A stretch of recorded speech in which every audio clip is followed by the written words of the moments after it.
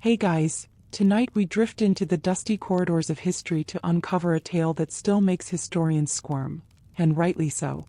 Picture a queen beloved by her people, or so she thought, dragged from her silken chambers, through the very streets that once echoed her name in cheers, and laid into the earth alive, eyes wide open. Her enemies didn't just want her dead. They wanted her forgotten, or worse, remembered exactly like this. Before you relax and fall asleep, please take a second to like the video and subscribe to the channel. But only if you really like what I'm doing here. And be sure to leave a comment letting me know where you're watching from and what time it is. It's always fun to see viewers from all over the world. Now turn off the lights, grab a soft pillow, take a deep breath, and immerse yourself in tonight's story. The night before it all happened was oddly warm for October. The queen, let's call her Isadora, though history has mostly erased her real name, sat alone in her private bathing chamber, a tiled paradise of steam, carved marble lions, and rose oil drifting lazily over the water's surface. She dipped her toes in slowly as if afraid the warmth might bite. Maybe it would have. There had been rumors, even in the palace. Quiet complaints from servants that the bath water had taken on a coppery smell. That mirrors in the lower halls reflected things that weren't there. That her favorite handmaiden, Liz, had been crying in her sleep. Little things. The kind you brush off with a yawn and a glass of warm milk. Except Isadora hadn't been sleeping well for weeks. Tonight was no different. As she slid into the tub, her long hair undone and floating around her like a halo, she heard it again. That whisper. Always just as her ears met the water. Run. She sat bolt upright, droplets catching the candlelight like sparks. The room was empty. It always was. It didn't help that her dreams had changed. No longer the soaring hunts in green forests, or the safe quiet of childhood. Now it was always the same. Hands grabbing her wrists, cold dirt packed against her lips, screams that never reached daylight. She told no one. Not even Liz. Because queens don't panic. Queens smile. And besides, she had survived worse. Just last spring, her younger brother had tried to usurp the throne using forged letters from a foreign ally. It didn't end well for him. Let's just say the moat got fed more than ducks that week. Still, Isadora wasn't naive. Every throne has termites. And lately, hers had begun to creak. Outside the bath chamber, beyond the velvet-curtained doors, the palace corridors twisted like a maze. Built on top of older catacombs, the foundations were older than the monarchy itself. Some said the original masons carved curses into the stone. And who doesn't love a good curse at bedtime? Even the court architect once confessed that the blueprints seemed to shift on their own. Rooms appearing where none had been. Secret doors that closed behind you, and never reopened.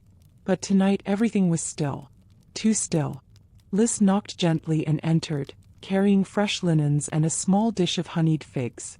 She paused, watching her queen with a frown. "You're shivering," she said softly. "I'm listening," Isadora replied. "To what?" "The silence. It's louder than usual." Liz didn't laugh, which made Isadora like her even more.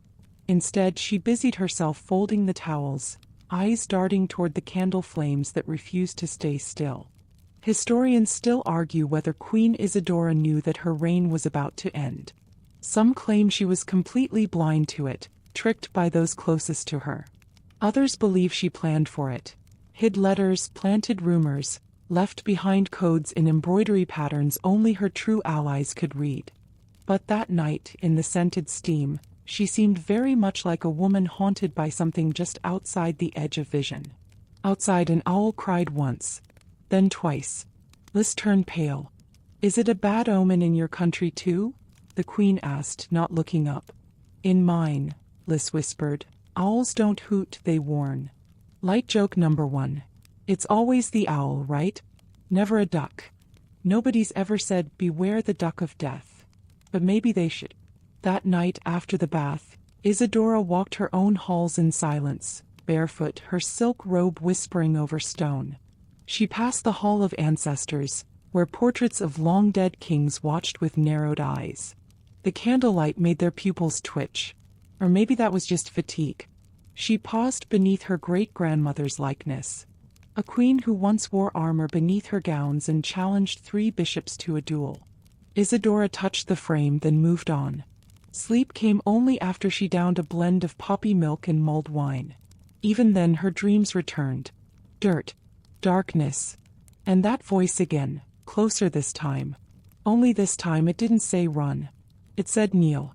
And when she woke there was mud on the soles of her feet.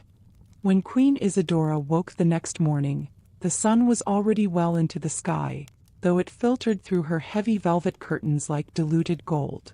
Outside, the palace buzzed with an eerie energy, too polite, too quiet. A stillness that wore the mask of ceremony. Her maids entered as they always did, though not one of them met her eyes. They dressed her in a dark emerald gown, unusually heavy for the season, with sleeves that draped like chains. Liz had not returned. She asked for her. Sent to fetch herbs from the southern market, one of the girls said, not quite meeting the queen's gaze. Strange, Isadora murmured. Liz is afraid of goats. The girl nodded, confused, and slipped an earring into place with trembling fingers. Something was wrong, and it was already too late to stop it. At court, the usual pageantry awaited. Ministers bowed low. The Grand Vizier, Lord Halric, greeted her with his shark smile. Too many teeth and no warmth. He offered her a chalice of spiced wine, which she politely refused. Again no one mentioned Liz. As she sat upon the throne, carved from blackened oak and inset with lion bones, she noticed that the usual court jester was absent. A trivial thing. But the jester's silence was like a scream. Lord Halric stepped forward, holding a scroll. His hands were gloved, odd for a man who loved to show off his jeweled rings. Your Majesty, he began, it is with solemn burden that I must bring to light the matter of the southern provinces. Isadora blinked. This again. The provinces had been settled months ago.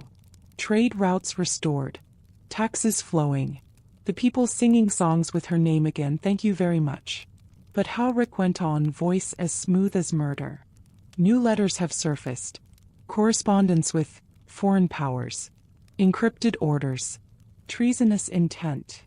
He unrolled the scroll theatrically, like a magician revealing a cursed rabbit. The nobles shifted in their seats.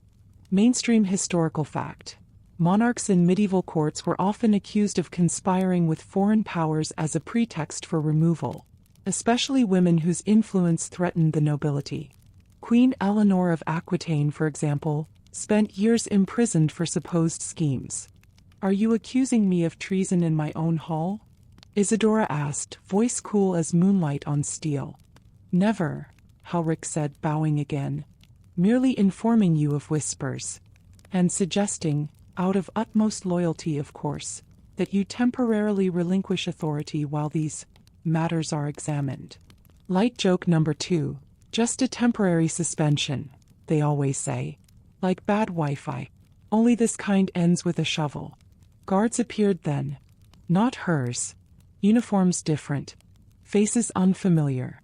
They positioned themselves along the columns, not looking directly at her but very much watching. Isadora stood. You presume much, Halric. Only that the realm must be protected, he said softly, even from the crown itself. Historians still argue whether Halric was a true traitor or just a desperate man fearing his own fall. Some say he acted alone. Others believe the entire council conspired, motivated by fear, greed, or perhaps darker ambitions rooted in prophecy. Either way, the next moment ended centuries of rule. One of the guards stepped forward. Isadora, to her credit, did not flinch. She turned, descended the steps from the throne without a word, and walked calmly through the parting sea of shocked and silent nobility. Outside, the sky had darkened unnaturally. Birds spun in chaotic loops above the towers. A wind picked up, not cold but hungry. They did not escort her to her chambers. They took her instead to the lower levels, the undervaults, ancient and forbidden, where stones sweat and voices echo long after your mouth stops moving. She remembered these corridors from childhood. Her governess had warned her, "Go too deep and the walls will remember your secrets." Now she walked them again, steps echoing against stone too old for names. They stripped her of her crown first. It was not a ceremony. No music. No priest. The crown clattered to the floor like discarded cookware. Next came the robe, torn at the shoulder as they dragged her down another hole, this one filled with faint carvings in the stone. She recognized none of them, though one looked eerily like her own face, mouth open in a scream she hadn't made yet. Somewhere above them in the banquet hall, a feast was beginning. Halric would toast peace and raise a goblet to her health, absent of course. Toasts always land better when the honored guest can't interrupt. Open scholarly debate alert. Some chroniclers claim Isidora was imprisoned for several days before her execution. Others insist she was taken immediately within hours of the accusation. But all agree there was no trial. No records. No verdict. Only the dragging. When they finally pulled her into daylight again, it was not the familiar sunlit court she had known. It was a field on the outskirts, muddy, overgrown, and surrounded by silence. No soldiers. No priests. Just the gravediggers already finishing their work. The pit was deep. Far deeper than need demanded. And she understood in that breathless moment that she was never meant to be remembered. Only erased. Light joke number 3. Plot twist. The hole's not for you, she could have hoped. But no. This one had her name all over it. Or it would have, if names hadn't been forbidden on unmarked graves. She turned to face her captors. No speech. No begging. Just a steady gaze that unnerved even the guard who held her chain. Last words. Halric asked, emerging at last, silk boots already mud-splattered. She smiled. I hope you dig 2 more. Why? He asked. Because you'll need one for your soul, she said. And one for the throne. And then she stepped forward on her own into the grave. The pit welcomed her like a mouth that had waited centuries to speak. Cold soil crumbled beneath her slippers as she stepped down. No one helped her, though a few guards averted their eyes. Maybe out of shame. Maybe because looking at a queen walking into her own grave has a way of waking something old and guilty inside you. It wasn't a shallow thing, this grave.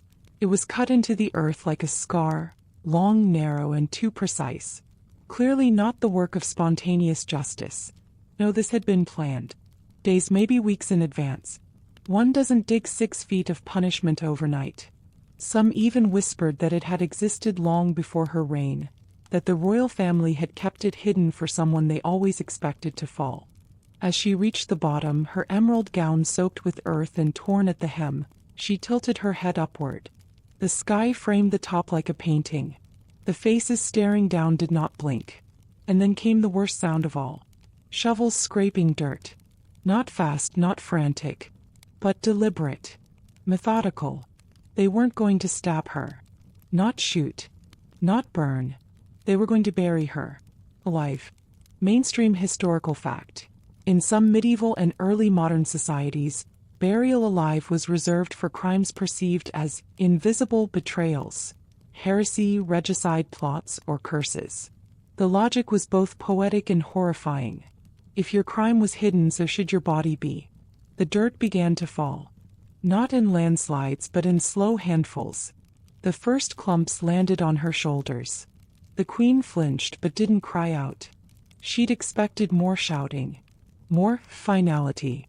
But instead the earth smothered all sound. And the people watched as if hypnotized. The guards looked away. Even Halric had vanished again. The only one who didn't move was the youngest gravedigger. He kept glancing down at her with a strange expression. Not pity, not cruelty. Almost like fear. Not of what was happening, but of her. Historians still argue whether someone tried to save her. There are records of a stable boy who rode west that same night, carrying a sealed letter and a single silver hairpin, the queen's favorite. The letter never surfaced, but the hairpin was found years later in a noblewoman's tomb across the sea. As the dirt climbed her chest, Isidora did what few expected. She spoke. Her voice wasn't loud. Didn't need to be. She spoke to the earth. Not to the men above, but to the worms and roots. To the old things that listen when we forget they can. If I sleep here, she whispered, let no throne know peace. Let every crown feel its weight. Let sons betray fathers. Let bloodlines burn cold. Quirky fringe tidbit. Ancient burial curses were often recited into the soil so the earth would carry the words like a messenger. Some cultures believed the soil itself could decide whether the curse should live. And perhaps it listened. Because at that very moment, a chill wind passed through the trees. Not strong, not loud, but biting. And from the woods came the sound of branches snapping, like knuckles cracking in warning. The young gravedigger hesitated. He looked around, his fellow workers still shoveling, eyes blank as if sleepwalking. He dropped his spade. Isadora met his eyes. You don't have to save me, she said, her voice barely reaching him through the settling dust. Just remember. He took a trembling breath and ran. Light joke number 1. Somewhere centuries later, a genealogist would trace her bloodline and find grave trauma listed in their family history. Totally accurate. Back in the pit, the dirt reached her throat. She tilted her head to breathe in the last of the air. The sky had darkened again. No clouds. Just shadow. A strange absence of sun, like it had blinked and forgotten to open its eye. Then silence. Total. As if even the birds dared not breathe. The final shovelful was thrown by an old man with a limp. They say he muttered something, God forgive us, but no one confirmed it. Because no one stayed to listen. Within minutes, the grave was just a mound. No marker. No flowers. Just a bump in the landscape where a queen had once stood tall. The guards marched off. Halric toasted again. The feast resumed. And beneath the soil, in the soft darkness, Isadora's eyes finally closed. Or so they thought. Open scholarly debate. A century later, a journal was discovered hidden inside a hollow statue in the cathedral vault. Written in unsteady Latin, it told of a queen buried alive who kept whispering underground. The author, claiming to be a monk, wrote, I have heard her still. Her voice in the stone walls. Her breath in the garden soil. She is not gone. She waits. Light joke number 2. Someone get that monk a vacation and a therapist. Or maybe just a nice, solid pair of noise-canceling headphones. Years passed. Grass grew over the grave. Then trees. Then a chapel. No one remembered what lay beneath its foundation stones. Until the bloodline began to die out. One by one. Quietly. Strangely. Sometimes in sleep. Sometimes in fire. But always suddenly. As if called. Halric fell down a dry well 2 years after the queen vanished. His body was never found. Just his gloves still clutching the rim. The throne passed to a cousin. Then another. Then a stranger with a vaguely familiar jawline and an allergy to rose oil. Go figure. Light joke number 3. The royal family started treating bathtubs with suspicion. Don't linger too long, they'd warn. Or she'll whisper again. And deep beneath the ground, in a grave with no name, something shifted. Not loudly. Just enough to move the dirt. Time is not kind to buried queens. Decades passed, then centuries. The field became a village. The village became a town. The chapel built over the grave was rebuilt twice. Once after a mysterious fire that burned only the altar, and once more when lightning split its bell tower in two during a cloudless summer morning. Locals whispered about the land, but not too loudly. The kind of superstition that lived in their bones more than their books. Children were told not to play near the western trees, where the earth was always too soft, even in drought. No one planted roses, they never took root. But history doesn't forget. Not really. It just hides in different clothing. It began with the portrait.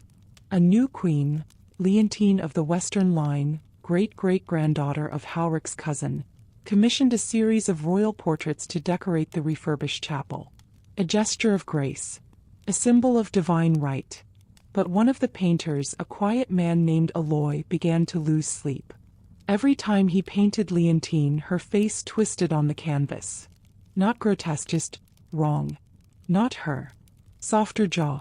longer lashes, and the same expression, a half-smile like someone with secrets and the patience to wait. He repainted the canvas 3 times. Each morning, it returned to the unfamiliar face. Mainstream historical fact. Several European courts in the 1600s recorded unexplained alterations in royal portraits. These changes, sometimes subtle, sometimes drastic, were blamed on poor technique, supernatural forces, or even political sabotage, but never fully explained. Aloy stopped eating.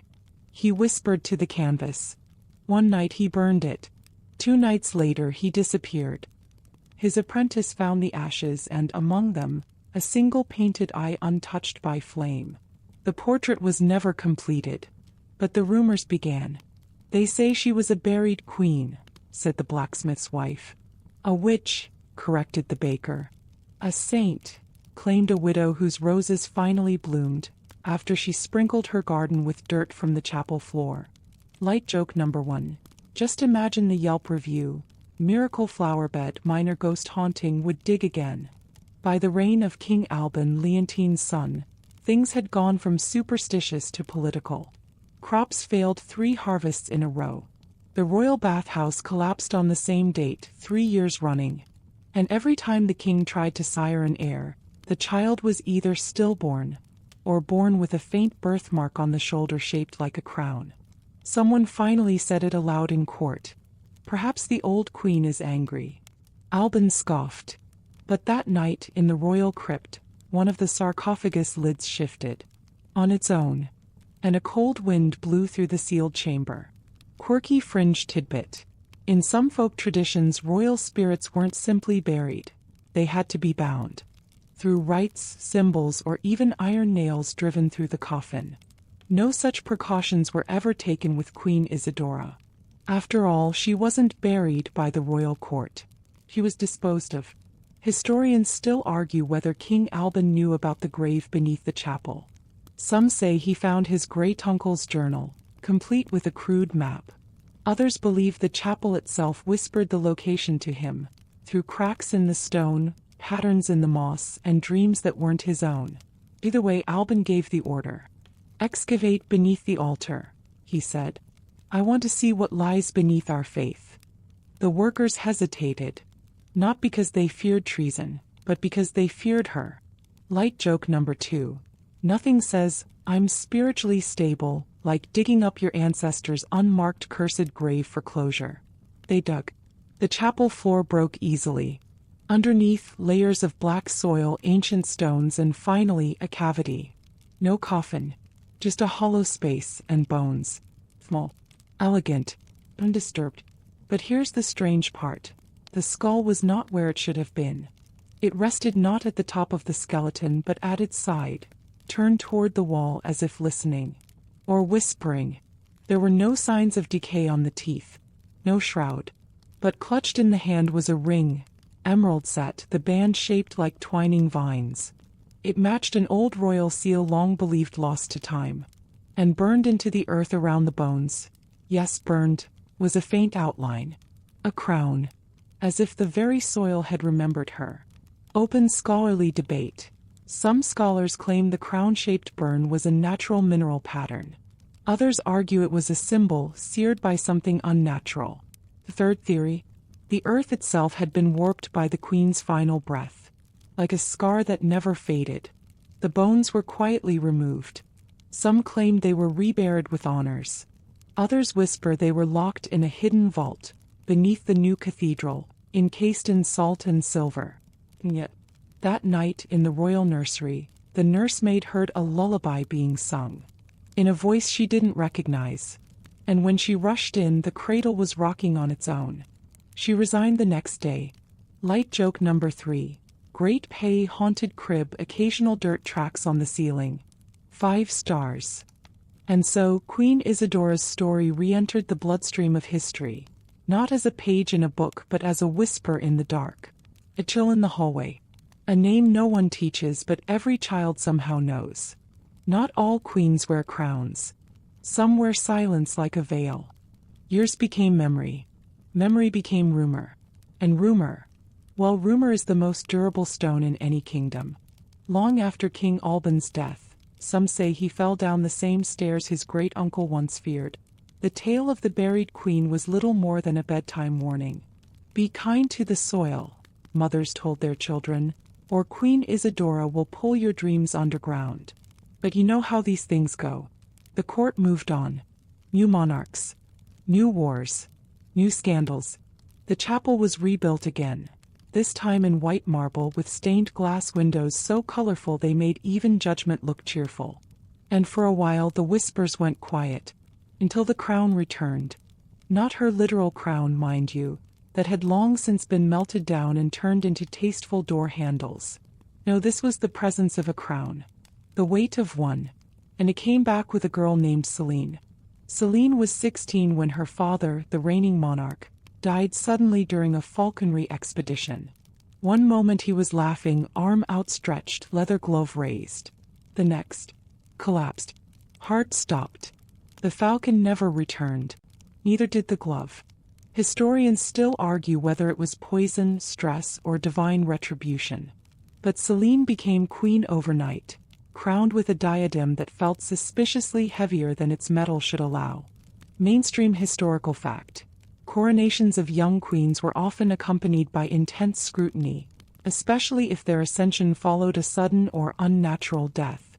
In multiple cases, such monarchs were believed to carry the spiritual burdens of their predecessors, whether metaphorical or not. Celine moved into the royal apartments, a wing that hadn't been used in decades. She liked quiet, books, shadows. She claimed the light gave her headaches. One night, as the moon sliced the windows in silver ribbons, Celine found a hidden door in her chamber, behind a tapestry depicting a lion devouring a snake. Subtle. The door led to a spiral stair. The spiral stair led down. At the bottom she found it, a small stone room, empty except for one item, a mirror. Not a gilded, courtly mirror. Not even a particularly nice one. Just a slab of polished obsidian standing upright, angled slightly downward, as if watching the floor. When she looked into it, she didn't see herself. She saw Isidora. Or rather, a woman with her same eyes, same tilt of head, and a mouth that did not smile. Light joke number 1. It's never a comfy chair or a nice snack behind the secret door, is it? Always a cursed mirror or a haunted doll. One day, maybe someone will hide a blanket fort and a bag of marshmallows instead. Celine stared for a long time. The figure didn't move, didn't breathe, but her own breath began to fog the glass, and that's when she noticed. The figure's breath was fogging it too. From the inside. She fled.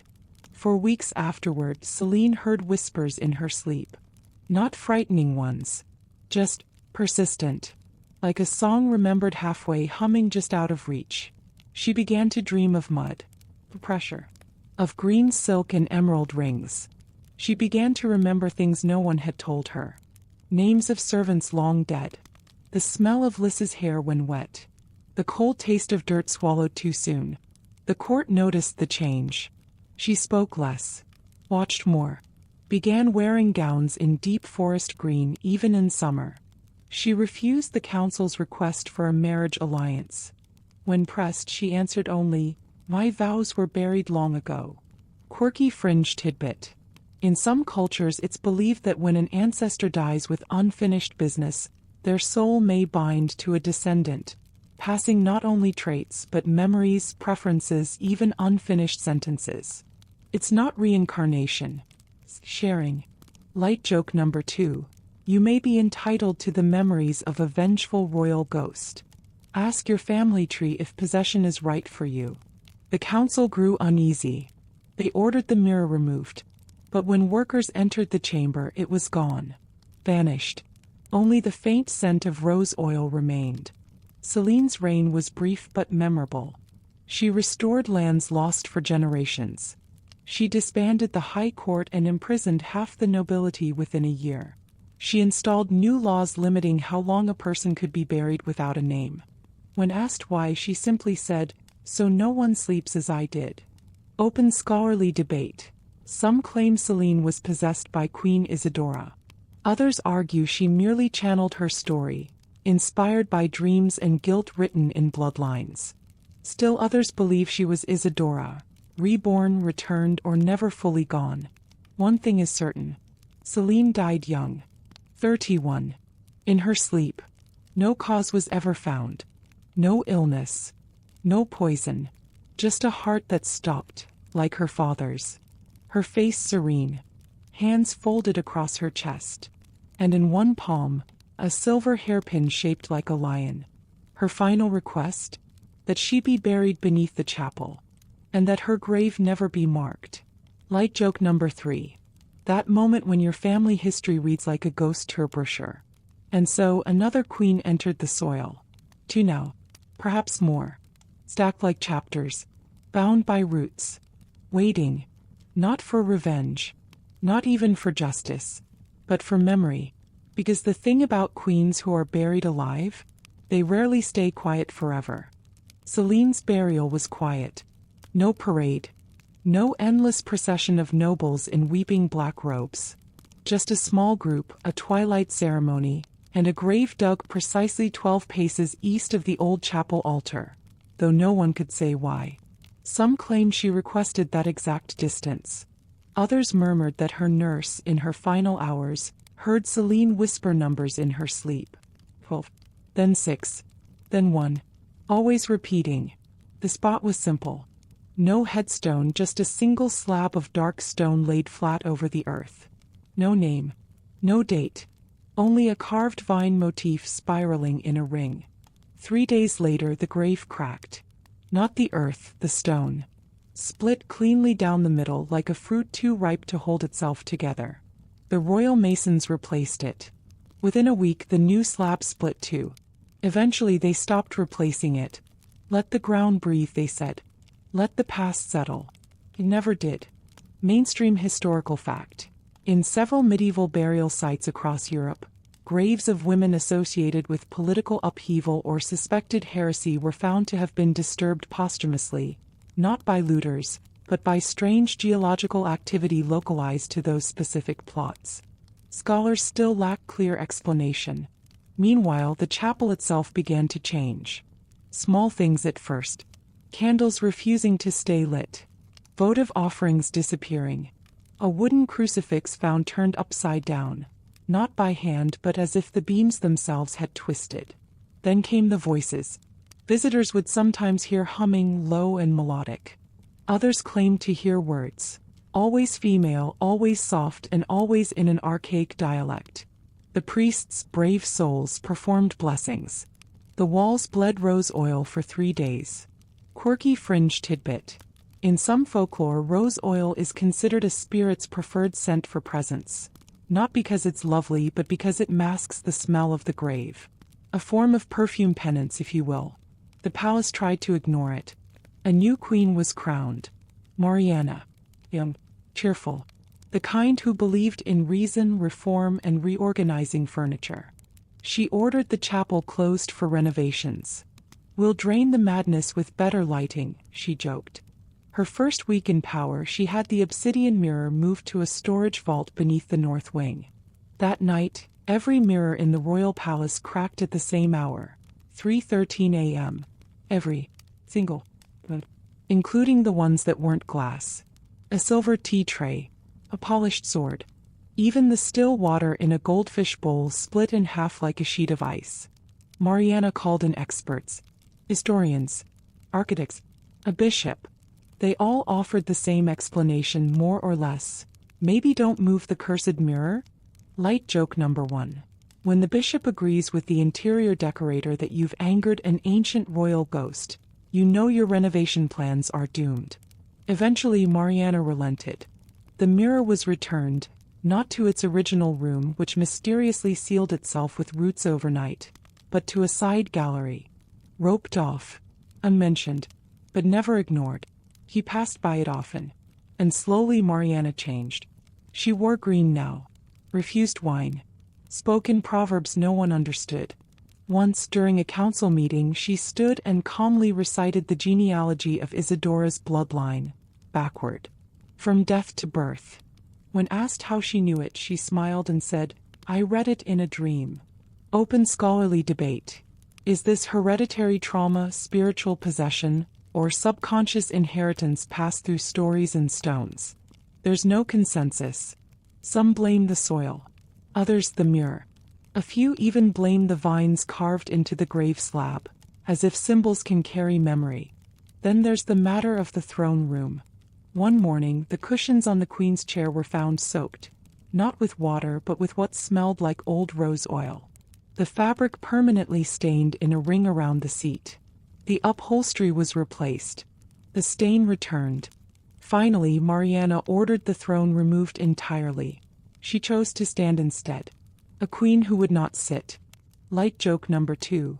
Why don't you sit down, Your Majesty? Because it smells like ghosts and crushed ambition. That same year, 3 members of the royal council vanished without explanation.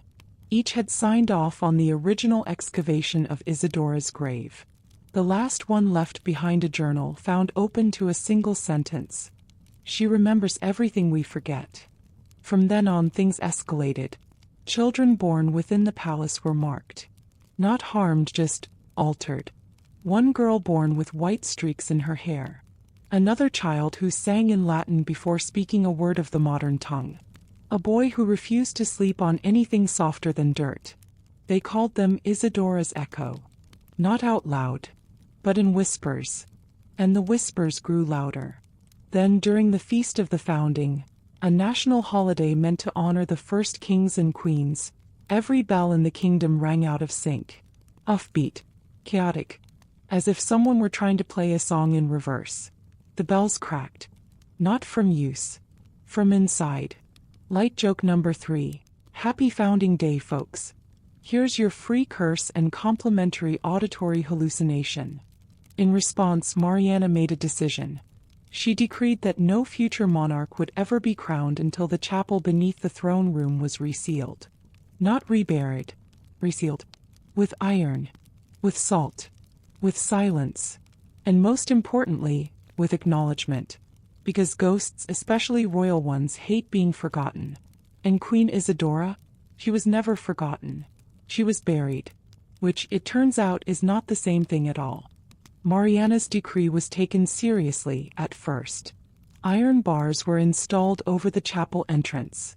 Salt was poured in ceremonial circles. Psalms were whispered in languages so old the priests had to sound them out phonetically. And for a while things quieted. No cracked mirrors. No oil on cushions. No eerie lullabies echoing through empty halls. But you can't seal a wound with salt if the infection has already reached the bone. A new king rose after Mariana, her nephew Edric. Bold, curious, and inconveniently skeptical. He'd been raised on tales of Isidora but dismissed them as superstition with excellent marketing. He believed in strategy, not spirits. His first act as king? He reopened the chapel. Not fully, just a symbolic gesture. A single public ceremony to heal the past and confront legend with light. He delivered his speech at dusk, flanked by nervous nobles and flickering torches. Cameras rolled. Drones hovered. The world watched. And the moment he stepped into the chapel, the power went out. Every torch died. Every screen went black. And in the silence, something sighed. Not a draft. Not the wind. A sigh drawn out and low. Like the breath of someone disappointed. Or waking. Mainstream historical fact. Royal ceremonies, especially coronations and ancestral acknowledgements, have long attracted supernatural rumors. From phantom bells ringing in Westminster to recorded temperature drops at Versailles, monarchies and hauntings go hand in hand. Edric didn't hear the sigh. But the archivist fainted. 2 guards dropped their spears. And one noblewoman muttered a single phrase as she clutched her chest. She's not finished. From that day on, the haunting changed. It no longer waited in secret corners. It walked the halls. Not with blood or horror, but with memory. Quirky fringe tidbit. Certain traditions believe ghosts trapped by injustice can teach through dreams, instilling lessons in descendants so that trauma evolves into wisdom. Its possession with a syllabus. Edric began to have those dreams. Mud pressing against his lungs. a soft weight on his chest, eyes blinking open to find nothing but stone, and a voice, always female, telling him which minister lied, which treaty would fail, which servant had poison stitched into the hem of their coat. He listened. His enemies disappeared. Reforms passed that once seemed impossible. He ruled not with fear, but with knowledge he could not explain. Open scholarly debate. Were Edric's successes truly his own? Did he channel centuries of forgotten rage, buried alive with Isidora? Or did the throne simply begin to remember who it had once served? One curious development. Edric developed an obsession with embroidery. He began designing patterns, unusual ones, ivy loops, vine spirals, crowns intertwined with roots. He insisted these be sewn into every royal garment. At first tailors balked, until one of them, bored and curious, traced a vine from one sleeve to the other. It formed a complete map to Isidora's original burial site. Light joke number 1. When your shirt turns out to be a treasure map to a vengeful queen's unmarked grave, maybe it's time to reconsider your fashion choices. Edric followed the map. At night, alone, he stood above the long-forgotten grave, now beneath a collapsed wall and wildflowers. He didn't dig. He just whispered, "I know," and walked away. The next morning the palace gardens bloomed with roses. Black ones, fragrant, undeniably real. Historians documented the event. Scientists failed to explain it. Botanists were baffled. Rose oil poured from the fountain for 7 days. The people took it as a sign. The press called it the Black Bloom Miracle. But those who'd read the old scrolls knew better. It wasn't a miracle. It was a response. She'd been heard. Light joke number 2. When your dead queen thanks you with luxury skincare, you know the hauntings mellowed out. And Edric? He changed. He never married. Never named an heir. He claimed the crown itself would choose next time. Instead, he founded a school beneath the palace. A hidden archive. A place to study dreams, patterns, histories that never made it into books. He called it the Root Library. Its motto? What sleeps may speak. And yes, it's still there. They say the students don't dream like other people. That they speak in old languages by age 5. That they cry at funerals for people who haven't died yet. Some of them, the especially gifted ones, are chosen to sit with the mirror. To ask it questions. Sometimes it answers. With breath on glass. With a name. With the sound of rustling leaves underground. Light joke number 3. Mom, I made the honor roll and communed with the spirit of a buried monarch today. That's nice, sweetie. Want some juice? The royal family has not built over the grave again. They've left it, surrounded by roses, guarded by silence, honored by whispers. Because in the end they understood. Isidora didn't want revenge. She didn't want a monument. She just didn't want to be erased. No, she isn't. He's remembered. And for a queen buried alive, that's the most terrifying resurrection of all.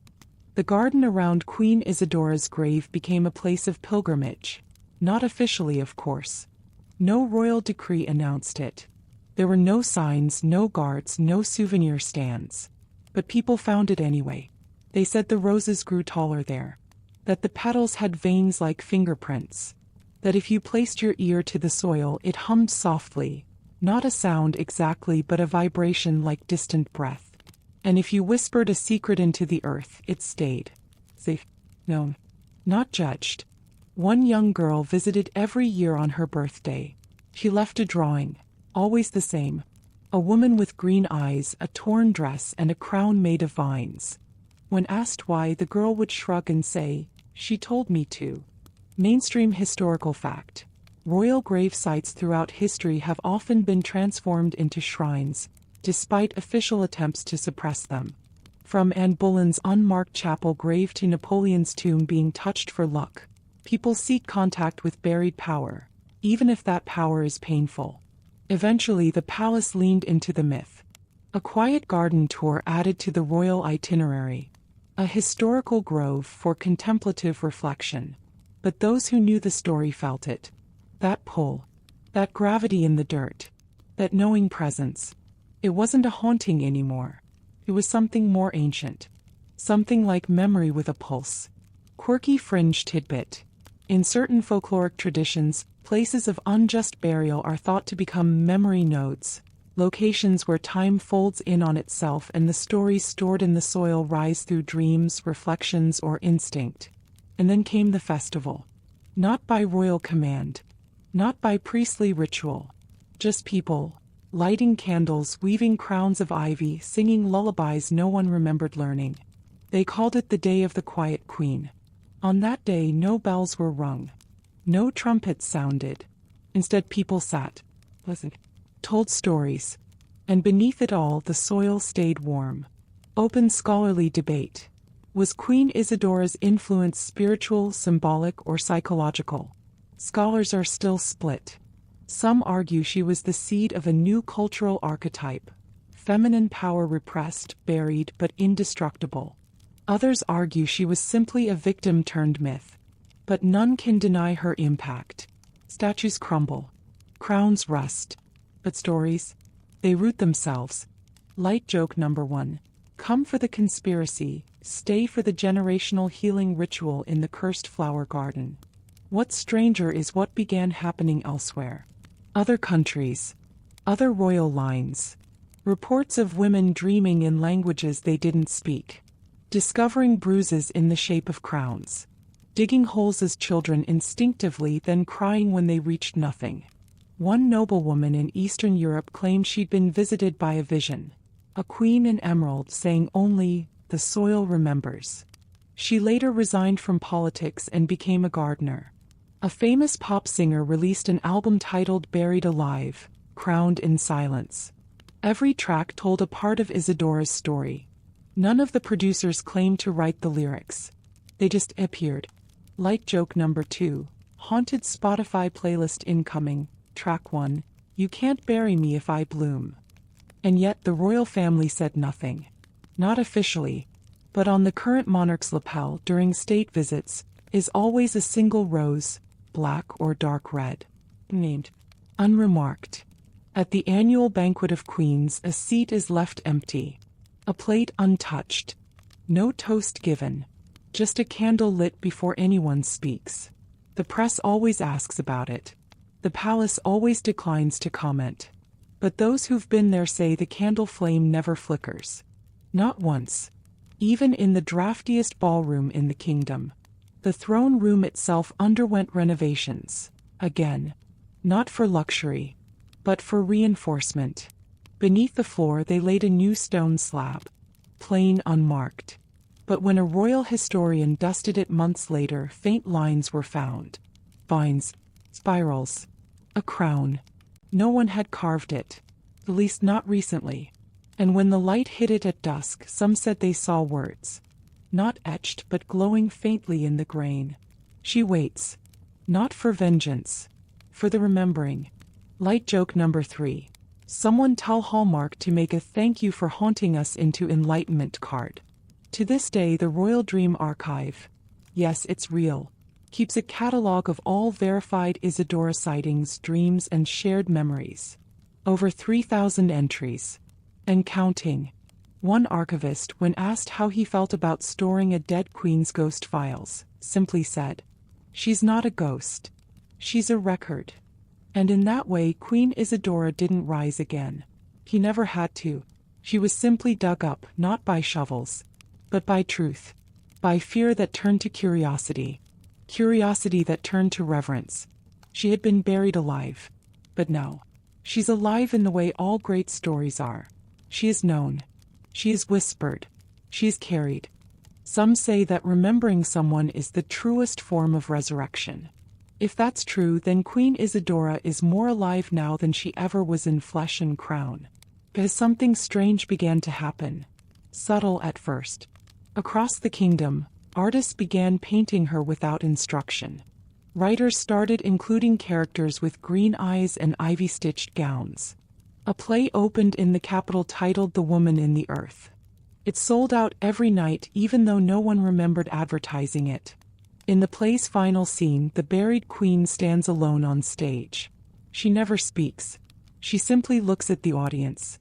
And the audience, every single night, goes utterly silent. Mainstream historical fact. Cultural osmosis has a way of reviving buried truths. Queen Isidora, though still not officially recognized in many historical records, is studied in several universities under unrecorded female monarchs, or oral royalty. Some even argue her myth has outlived her reality. Meanwhile, the soil kept shifting. A gardener near the palace discovered an underground tunnel, one not listed on any blueprint. It led to a circular chamber. No door. Just a single stone slab in the center, covered in vines that had grown inward through the stone itself.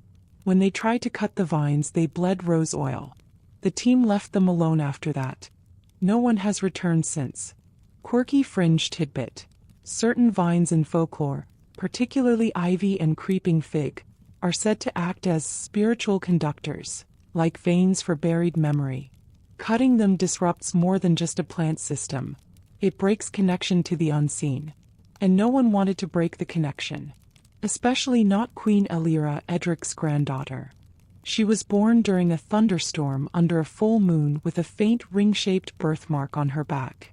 Her first word was, again. By age 8, she refused to sleep on a mattress. Chose the floor instead. Said it felt more familiar.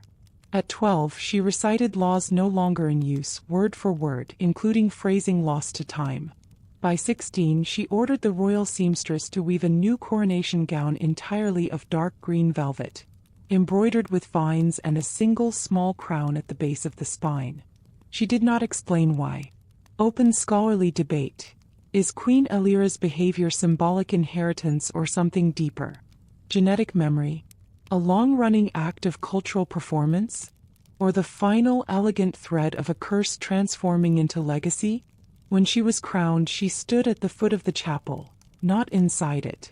She wore no crown during the ceremony, only a ring passed down of emerald and vine. She made no speech.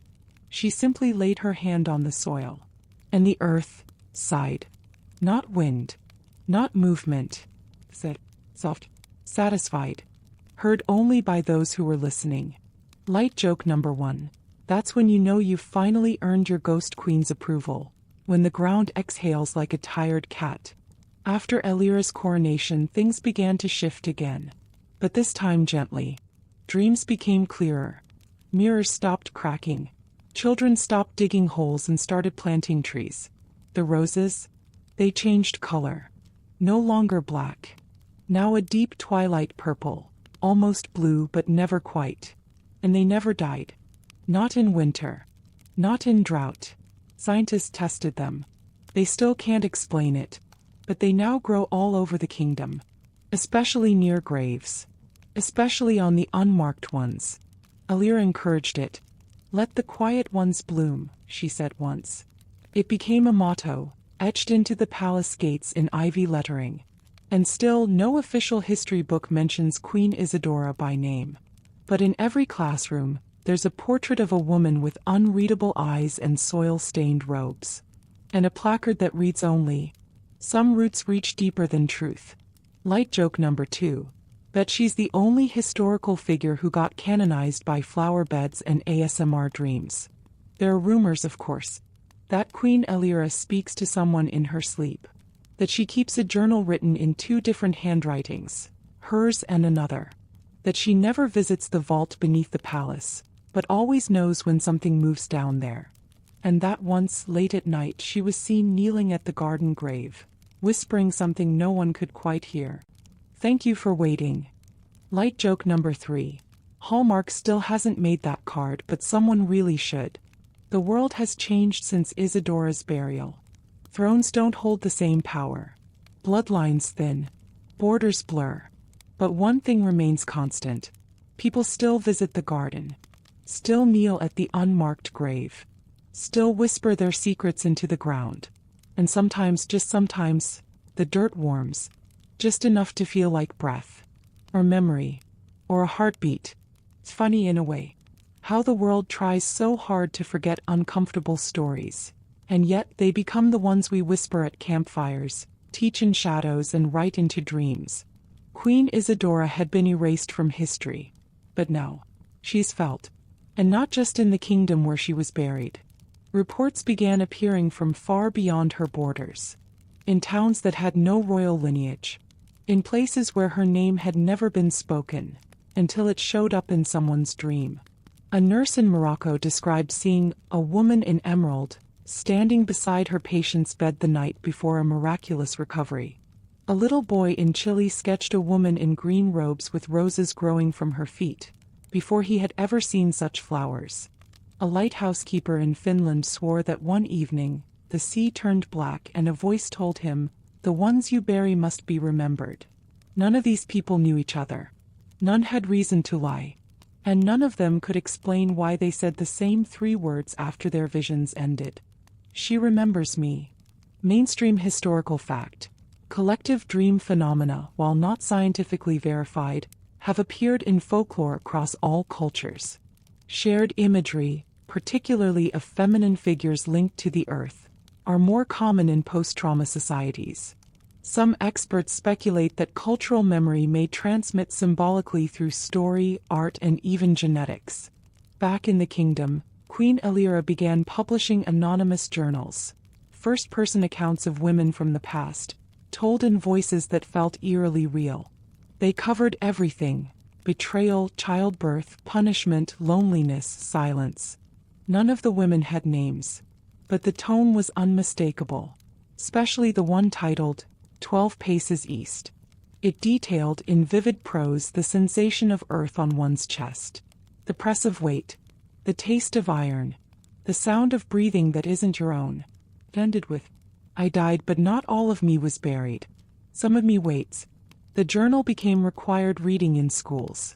Some found it haunting. Others found it healing. Light joke number 1. My book club is doing buried monarch memoirs this month. Tissue boxes not included. And with time the culture shifted. No more empty rituals. No more golden crowns with sharp edges. Instead, new rulers were planted, literally. Before coronation, each monarch now plants a sapling in the garden. No shovels. No speeches. Just soil. Fingers in the dirt. Letting roots take hold. Quirky fringe tidbit. This tradition echoes pre-Christian rites in several northern cultures, where rulers were symbolically married to the land by planting trees or being buried neck-deep for a single night. The earth had to accept them before they could reign. And sometimes when the monarchs kneel in the garden, their hands tremble. They say it's nerves. But a few admit, it's the warmth in the ground. Like something old and patient is watching. Approving. Or warning. Queen Elira never explained why she began the tradition. But she did once say, "The throne sits on top of graves. Let us not forget whose bones hold it steady." Open scholarly debate. Is this the birth of a new political theology? A conscious reckoning with ancestral silence? Or the slow poetic justice of a woman buried so deeply, the only direction left was up? One royal historian put it best. She's no longer just a ghost. She's a direction. Light joke number 2. North, south, east, west, and Isidora. And yet for all this cultural reverence, no one speaks directly to her anymore. No seances. No candlelit invocations. No desperate pleas to rise.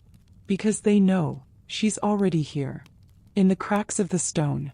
In the silence before a royal oath. In the vine that curls around a chapel window each year on the same date. Unplanted, untrimmed, and unstoppable. And then there's the mirror. Still in the palace. Still roped off. Still perfectly clean despite no one ever touching it. Occasionally someone walks past and sees, not themselves but a queen. Not standing, lying, staring up, breathing. Light joke number 3. Mirror, mirror on the wall, who's the most unsettling monarch of them all? And yet there's no fear anymore. Just awe. Because Queen Isidora, buried alive by her enemies, has become something more enduring than a name carved in marble. She has become a ritual. A warning. A promise. She reminds us that injustice does not rot. It roots. That silence is not the same as forgetting. that graves are not endpoints.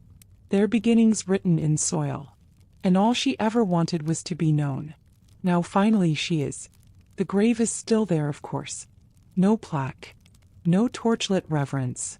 Just a gentle curve in the earth, a circle of ever-blooming twilight roses, and the faint scent of something ancient and sweet clinging to the morning dew. Children are brought there now, not for warnings but for lessons. They sit in circles around the vines, tracing their fingers along roots that seem too symmetrical, too intentional to be random. A teacher reads from a book, never the same one, and the children listen, quiet as soil. They don't know the full story yet, but they feel it. They know this ground matters, that something beneath their feet once suffered and survived. Mainstream historical fact. In modern royal systems, symbolic spaces, graves, gardens, ancestral trees, often serve educational roles. But Queen Isidora's burial site is unique.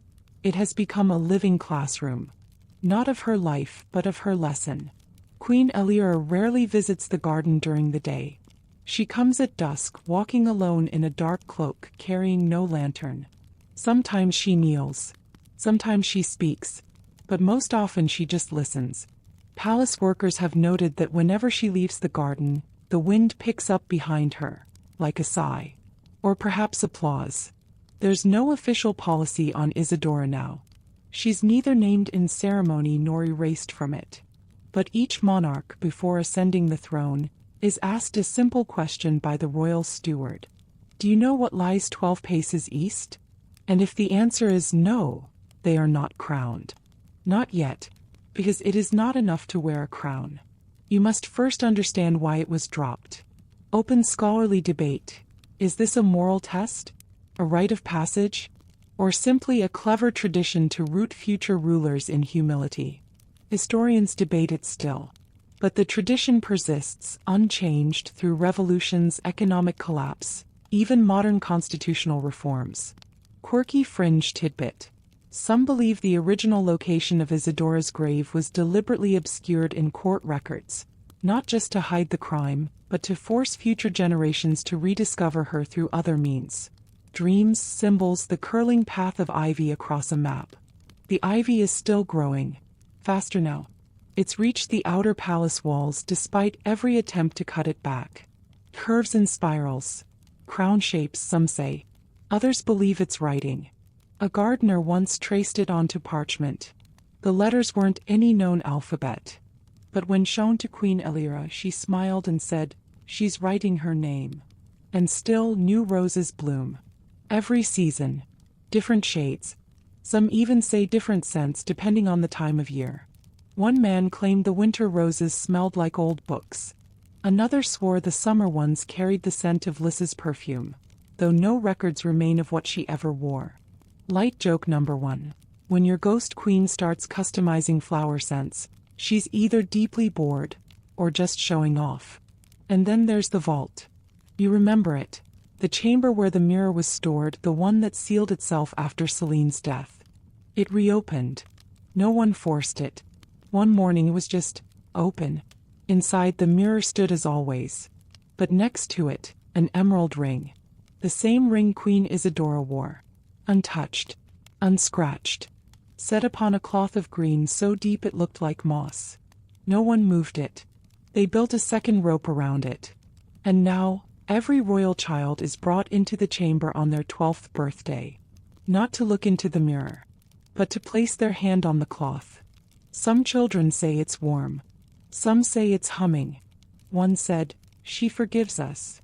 Light joke number 2. Better than a petting zoo, honestly. Come meet the relic of intergenerational justice and whisper your dreams into velvet. No one dares ask Queen Elira what the mirror is. Because maybe no one really wants to know. Maybe it's better that it remains what it has always been. A surface that reflects not your face but your truths. Your cowardice. Your silence. Your courage. Your voice. And then there's the lullaby. You've heard it mentioned. Comes and goes. Sometimes sung by the wind. Sometimes by children who swear they never learned it. It has no words. Just notes. Notes that match the cadence of a breath just before someone speaks. The breath of a queen who was buried, yes, but who was listened to, and now sings. Light joke number 3. Beyoncé could never. So we reach this moment, where what began as horror has become harmony, where memory stopped being a wound and became a root, and still she lies beneath it all. Or perhaps not beneath anymore, perhaps around, woven into stone, song, and soil. Queen Isadora, buried alive, and yet more alive than most. And now, centuries after her body was covered in dirt and silence, Queen Isadora has become something far greater, and far stranger, than any crown could have ever made her.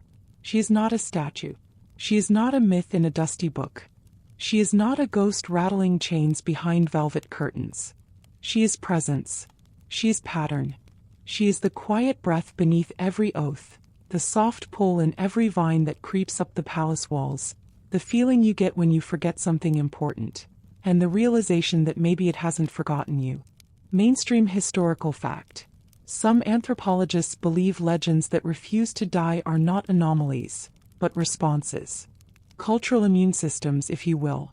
The story of Isadora is now cited in academic circles as a rare case of adaptive haunting, where the traumatic memory of a people reintegrates into their institutions without being sanitized or denied.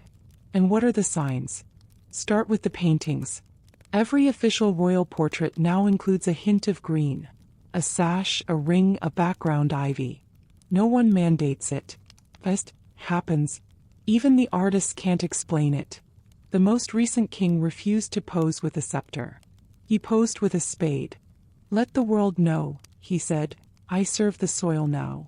Quirky fringe tidbit. In the latest palace renovation, when old floorboards were lifted from beneath the throne, workers found dozens of small carvings hidden underneath, scratched into the wood by hands unknown. Most were symbols, spirals, crowns. One was a name. Not Isadora. Light joke number 1. Somewhere a ghost handmaid is finally getting her shout out. Took long enough. And then there's the language. You've probably noticed it. A slow shift in how people speak of power. Less talk of rule, more of care. Less of dominion, more of stewardship. Even foreign dignitaries now pause before entering the garden. They remove their shoes, sometimes without knowing why. A bishop from the south once whispered, "It just feels holy." There's no church there, but everyone kneels. They bring no offerings, only secrets, things they're ashamed of, things they've buried. And somehow the earth always seems to soften, like it's listening. Open scholarly debate. Can trauma embedded in a culture transform into ritual healing without formal religion? Queen Isadora's legacy might be the closest thing to proof. From erasure to elevation, hers is the clearest arc of suffering turned sacrament. Still, the story never quite settles. The mirror remains. The roses still change. And the soil still shifts. A historian once visited the site and placed a small recorder near the grave. Just for curiosity. When he played it back, there was no wind. No birdsong. Just one sound. Breathing. Slow. Calm. As if someone was sleeping. Or waiting. Or watching. Light joke number 2. Congratulations, you've unlocked sleep mode on your buried monarch. Next up, Queen Isadora OS. And yet the mood is not fear. It's reverence. Not worship. Witness. Because those who stand at her grave understand this. Her story is not a ghost story. It is a mirror story. Not because she haunts your house, but because she reflects what you hide. Not because she rises from the grave, but because you realize you never buried her completely in the first place. She was buried alive by enemies. But she lived on in allies not yet born. And through them, she reigned. She reigns. And in a way only stories can. He always will. Light joke number 3. Who needs a throne when you've got a global subconscious and brand recognition stronger than Coca-Cola? So now, as the night deepens and the hum of the world quiets around you, remember this. Not all who vanish are lost. Not all who sleep are forgotten. Some find their way back through the vines, through the pages, through the hearts of those brave enough to dig into history's darker corners. Queen Isadora never clawed her way out of the earth. She didn't need to. We did it for her. With every whispered story, every curious question, every child who dreams of soil that sings back, her presence spreads. But it doesn't demand. It doesn't punish. It waits. Swiftly. Patiently.